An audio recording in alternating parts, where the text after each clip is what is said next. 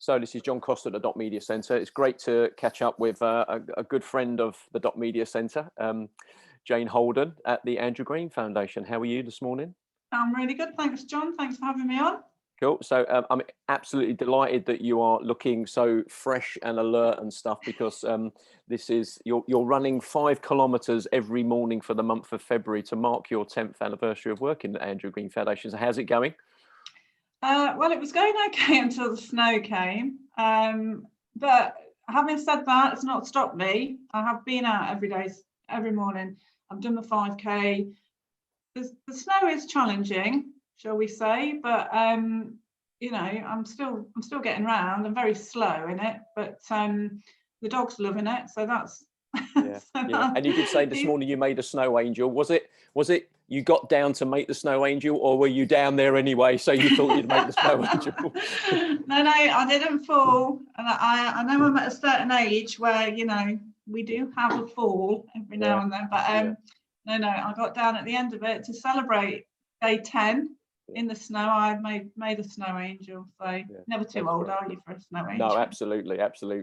And of course, we're linking that really with the conversation I wanted to have with you today. It's always great to catch up with what you're doing with the Andrew Green Foundation over in Haiti and stuff. So we'll talk about the young people and the school in a moment as well. Obviously, the recent political situation as well, more upheaval for your young people to deal with. But the fundraising that you're doing with this running is for your new campaign, isn't it? It's on a new year, new shoes and stuff, which I'll link to in the blog post. But just tell us a little bit how the idea came about, maybe, and where you're at with it at the moment. So we've got 253 kids at the school in Haiti, and they're high school children. So they're from the age of 11 and they go up to about 20, because sometimes they may have had a break in their education before they come to us. So they might start a couple of years later if the parents haven't been able to afford the primary education. And the thing that, I mean, they're really proud. These kids are really proud, and their uniforms are pristine and all the rest of it. And we have people that sponsor a child, and they get their books and their uniform with that sponsorship.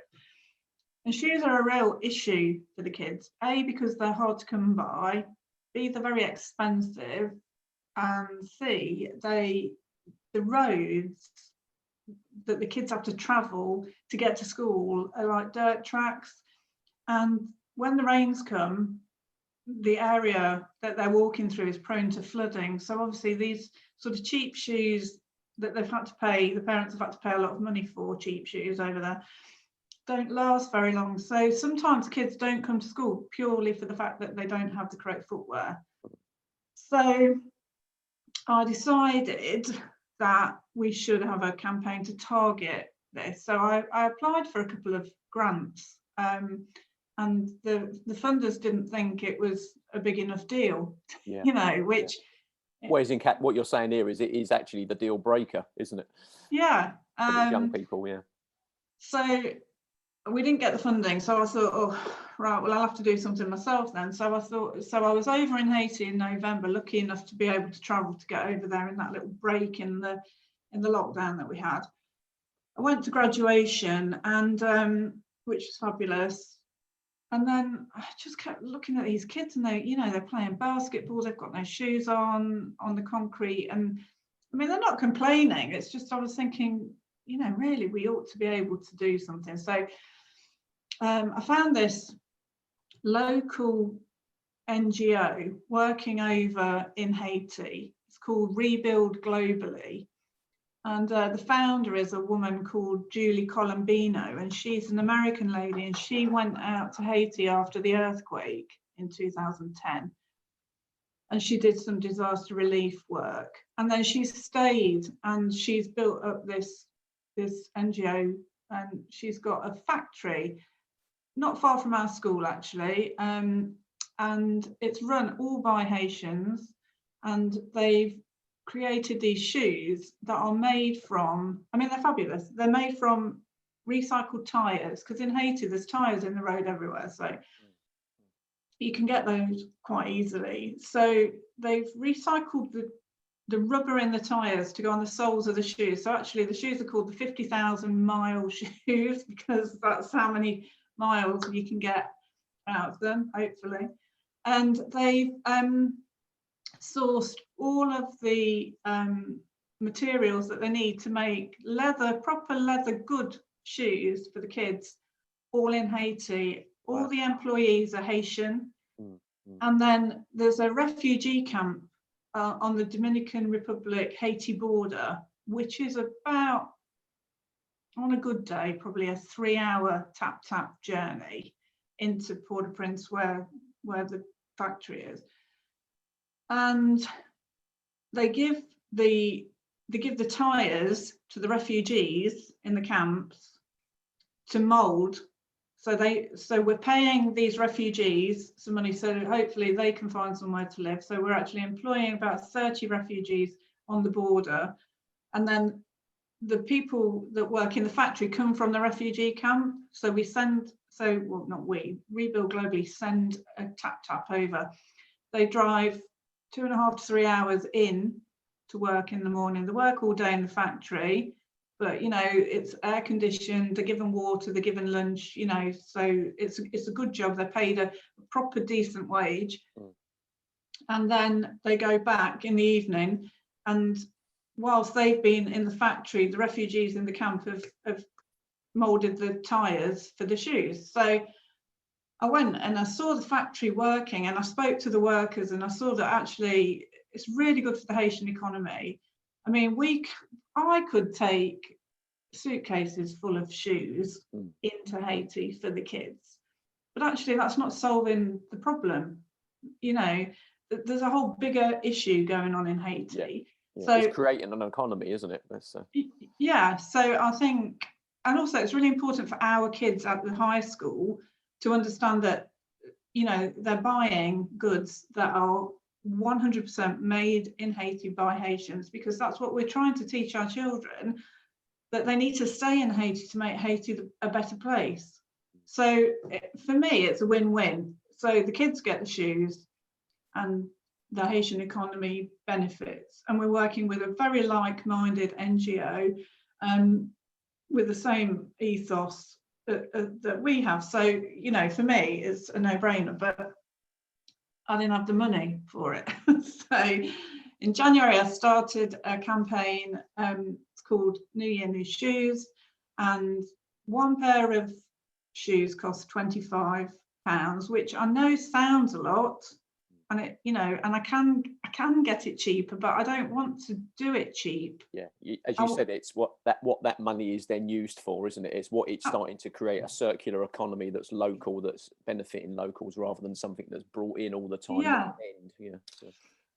that's it. That's exactly it. And I think they're good shoes. There's a guarantee with these shoes for a whole school year. There's a little bit of growth room in them, and I think, why shouldn't these children have a decent pair of school shoes? We would spend £25, at least £25 on a good leather pair of shoes for our kids here. So why shouldn't they? So, so the challenge that I set myself for my 10th anniversary, so my 10th anniversary with working for the foundation was February the 1st. So I thought, to mark the occasion, I'll run 5 kilometres every day in February, and get sponsored to buy some shoes. So we're up to 87. I've got enough sponsorship now for 87 pairs of shoes.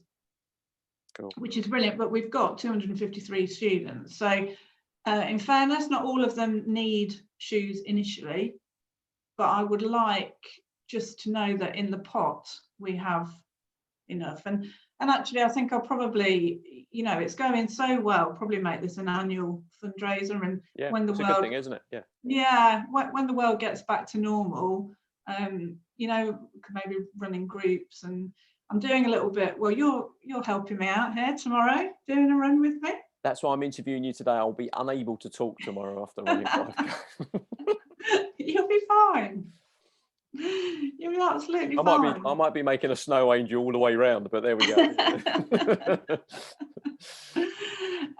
So I've got different people. So I've got some people in Haiti that are running with me. So my security team who I ran a half marathon in Haiti a couple of years ago, and a couple of my security team ran with me. So I sort of twisted their arm again to say, would they do it? So they'll be running on a treadmill. I've got a lady in Miami who's walking at 5K every day and putting her donation in. I've got people in London, people all over the world joining in. Probably a good way to reach out to your global supporter base anyway, isn't it? They know annually that there's this thing that they can do, and they can do the 5K in whichever way they want. I quite like that, the fact that you could do it on a run, on a treadmill in a gym, yeah. Or you could run it, or you could walk it, you know what I mean? I think whatever, or even cycle it, I guess, it's just about being fit. Strava's fantastic as an app for being able to capture any of that activity as well, isn't it, to demonstrate that you've actually done it, so you feel as if you can prove that you've done it as well. Absolutely. And you know where it's going. Yeah, so it's good. Yeah, I've put all my Stravas up on the Just Giving page, and some photos so people can see that I'm doing it every day. I mean, it's quite nice as well to have other people engaged, so that when I sort of connect with them on the WhatsApp video, I can put up a picture of somebody else. I mean, people don't just want to keep looking at me every day running. I mean, it's a bit boring, to be fair. I'll email you my words in advance, and then I'll just mouth them, because I might not be. I'm sure I'll be fine. I can run 5K easily. No problem. In case the weather's like today. In case you're having breathing difficulties. This looks like John miming his own words. That'll be quite good. Yeah. Good. So to just talk to us a little bit about how things are with the school, because the last time that we caught up with you, when we did a Parallel Lives event, you were saying that there'd been some sort of, there'd been quite a lot of disruption. Obviously the COVID was on, but there'd been a lot of disruption with local gangs. Yet there'd been some sort of negotiations, and things had calmed down, and the kids were back at school and stuff like that. And obviously it all kind of kicked off again in Haiti the other day with the attempted coup. Have you kind of spoke to them? Are they everything okay? I'm in touch with Rico, the headmaster, every day. So the week before. So the president was supposed to step down on the 7th, which was on last Sunday. And there was some dispute about the wording of the Constitution, and he thinks that he can stay till the 7th of February 22. And the people and the judicial, what's the word I'm looking for? The justice system said that he had to step down on the 7th of February this year, 2021. Well, like a year earlier, basically, yeah. Yeah, so he's refusing to leave. He's probably not packed, is it? He's probably not packed, I thought it was next year. I've not packed. I've not ordered any boxes, Yeah, I'm sure they'll pack for him. Well, yeah, absolutely. Yeah, very quickly. Yeah.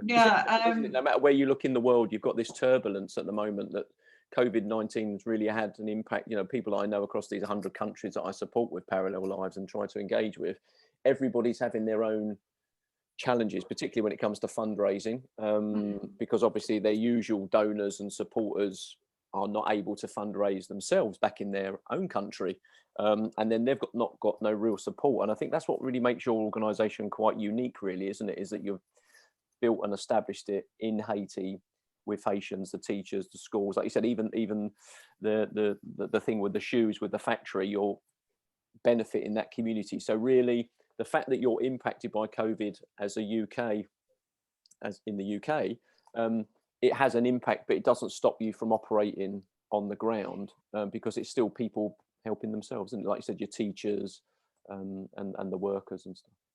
Yeah,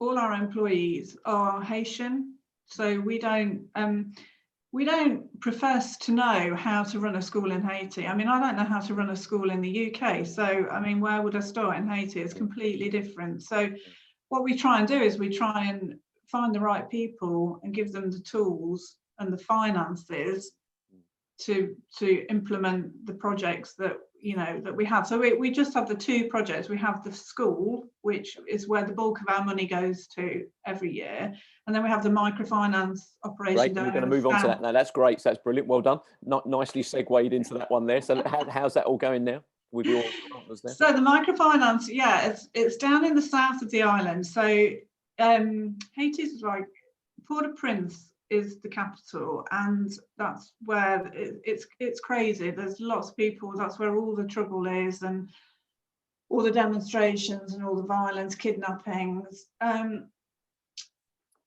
down in the south, it's like a different world.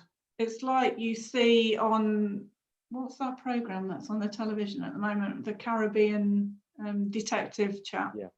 I don't know what it is, but anyway, it's very relaxed down in the south. I don't need a bodyguard. I don't, I could drive myself.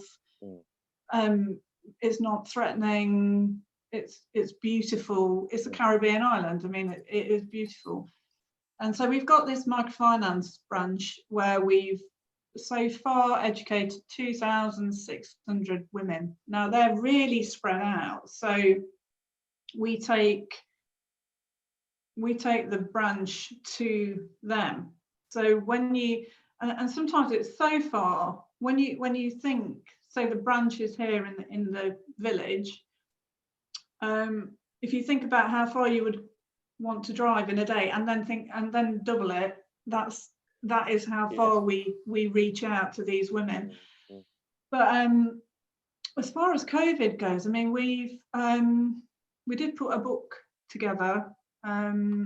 We paid for them to put a book together in Creole so that the women could understand it. But obviously you're dealing with women that don't read and write. When they come to us, they can't read and write. So it's quite basic. But but when they go to market, they all sit very closely together. So, I mean, we've done what we can. In branch, everybody wears a mask, it's all sanitized, there's hand washing stations, there's hand sanitizer. So there's all that kind of thing. But actually in Haiti, there is very little evidence of COVID-19. I mean, they do a lot of things wrong in Haiti that we would consider to be wrong, but what they did with the virus, I think they got it right, because on March the 13th last year, they shut the borders. So if you were in Haiti, you're in, and if you were out, you're out, and there was no way in, no way out. You weren't getting in or out, yeah. Yeah, and then they didn't reopen the border until at the end of August. So it's not a thing. Coronavirus is not a thing in Haiti. I mean, we've educated the kids, and we've educated the branch down in Akan, and we've put all the information out for people. But in Haiti, really, coronavirus is just another virus. I mean, they don't get vaccinated in Haiti against anything.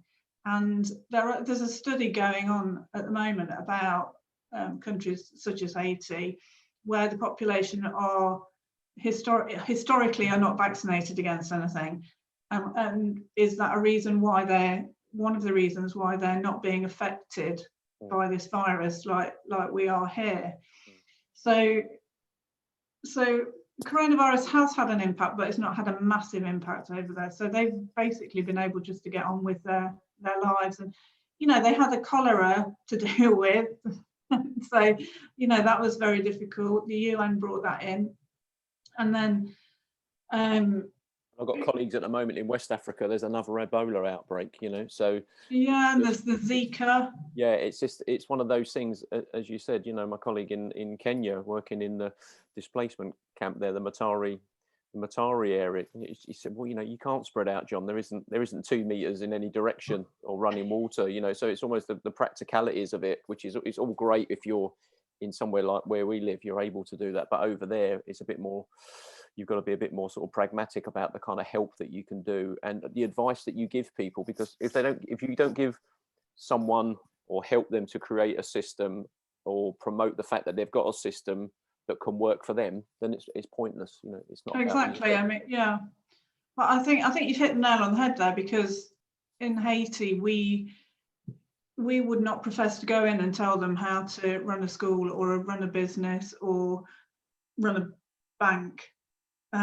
because we don't know how to do it over there. So we're a foundation that give the means for them then to bring themselves out of poverty and to get a great education. I think that's the key. You still, it's amazing in 2021 you still see it done so badly by organisations that, you know, go and do things to other people rather than support. And you know, any conversations I have with my students when we're looking at doing things, it's always, you know, yes, there's the white saviour element of it, but then when you go beyond that, and then you just start thinking about, well, would you like anyone to come and tell you how to do something who doesn't have any appreciation, or has not even taken the time to find out about your life or the things that you're interested in? And just because it's available in blue, should you have it in blue? You know, it's that kind of something. I mean, I always think back to the old days of the Cold War, isn't it? They said you can get anything you want in Russia, as long as it was like white or black.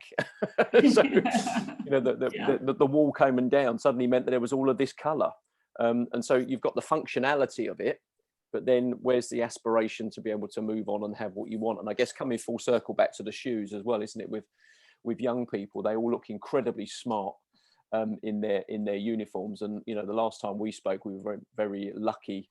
I felt very lucky actually to talk with and listen to and be educated by a couple of your students about the world and what they do. And so, like I said, it's just part of that, isn't it? And that's why this, I think, is a great project, and I'm looking forward to joining you tomorrow for this run. Cool.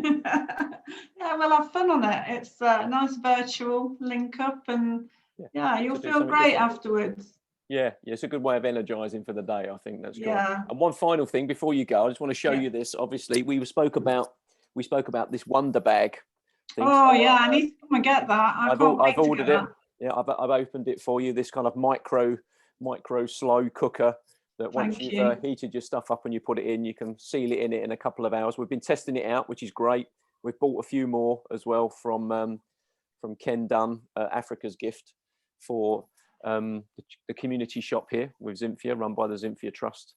So I just think the more that we can help with people understanding that, you know, there are people with electricity issues and poverty challenges here in Leicester, not just overseas. That's the connection between all of us, isn't it? It's the challenge. So yeah, no, I told Rico at the school about the Wonder Bag, and I sent him all the details, and he's really excited because in Haiti they cook on charcoal, and obviously that doesn't help the deforestation that's going on.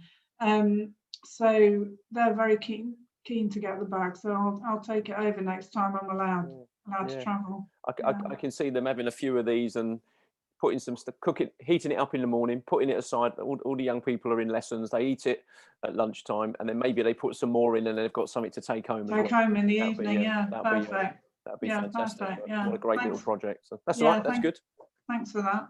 Good to speak to you. Great to see you. Please be careful when you're out running. I'd hate to think you get injured doing this. I mean, on a normal time, I know you'd breeze it because you're an active runner, aren't you? Anyway, but well, I know, but no, I'll be careful. I do think I'm a little bit mad, but anyway, it is what it is. It's just a bit of weather, isn't it? It's just there's bigger challenges out there than me running in the snow. Absolutely. So. Putting it all in context, isn't it? Anyway, lovely to talk to you, Jane. Yeah, thanks for your time. Okay. All right. See you. Bye. See you. Bye. Bye.